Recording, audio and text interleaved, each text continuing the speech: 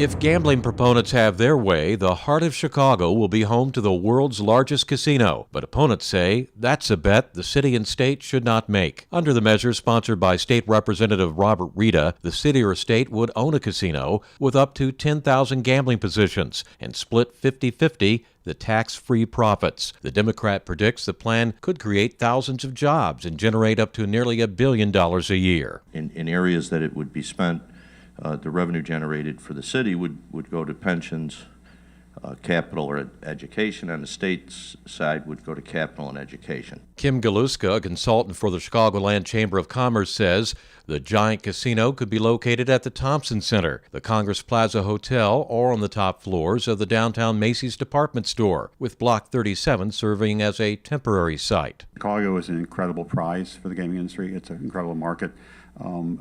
Companies that are not expanding elsewhere would certainly want to expand in Chicago, just given you almost have to think about it like Disney. Representative Rita's standalone measure is separate from plans to add a total of 4 other new casinos across the state and allow slots at horse tracks. Another option would greenlight a smaller casino in Chicago. Meantime, during a public hearing held in Chicago on gambling expansion, Tom Swoik, the executive director of the Illinois Casino Gaming Association, testified that with the advent of legalized video gambling machines, the Illinois gambling market is saturated and revenues are down. And he pointed out that taxpayers may be in for a hit for what could be a $1 billion casino. The taxpayers of Illinois would finance the construction of a mega Chicago casino. Besides the quality questions of priorities for state spending and borrowing, especially with the amount of state debt and low credit ratings, this casino could be a considerable risk. Arthur Bielik with the Chicago Crime Commission warns that with all that money on the table, a government-owned casino in Chicago could lead to corruption. He spoke with IllinoisFamily.org News. To have Chicago own and manage its own casino, have all the decision-making powers, all the contract awards, of which we think there would be maybe as many as 5,000 separate contracts in the building of a casino such as this, would be to invite corruption and organized crime into the casino gaming business. And the same could be said if it was a state-owned casino? Yes, the same situation would apply because the state doesn't have a very envious record either, with 2 of our last 3 governors sitting in jail. During a news conference in Chicago, self-described recovering gambling addict Melinda Litchfield joined with faith leaders to oppose more gambling. The registered nurse lost thousands of dollars at the Elgin Casino. When I walked into the casino, make no mistake about this, they knew what time of day I walked in. I normally came. They knew which day of the week I came in. It was like walking into the bar of Cheers, welcoming me.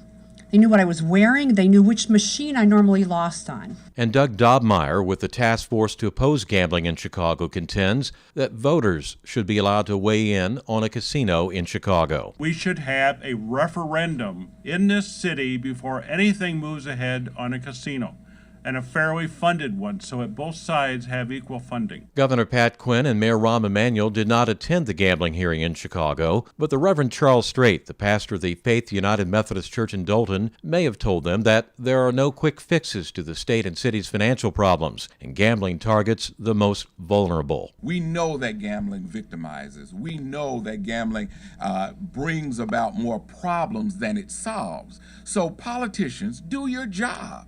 Find ways that will bring economic resources to the state of Illinois and to the city of Chicago without hurting the people you're supposed to serve. David Smith, the executive director of the Illinois Family Institute, contends that for a casino in Chicago to be a winner, there must be lots of losers. What are our politicians, our public policy makers doing, creating an environment or promoting an industry that is solely dependent on the creation of losers, and in the process, create citizen losers? This is not good public policy. Representative Rita says he'll try to pass his gambling legislation by May 31st. For IllinoisFamily.org News, I'm Monty Larrick. This has been brought to you by the Illinois Family Institute, promoting marriage, family, life, and liberty in the land of Lincoln.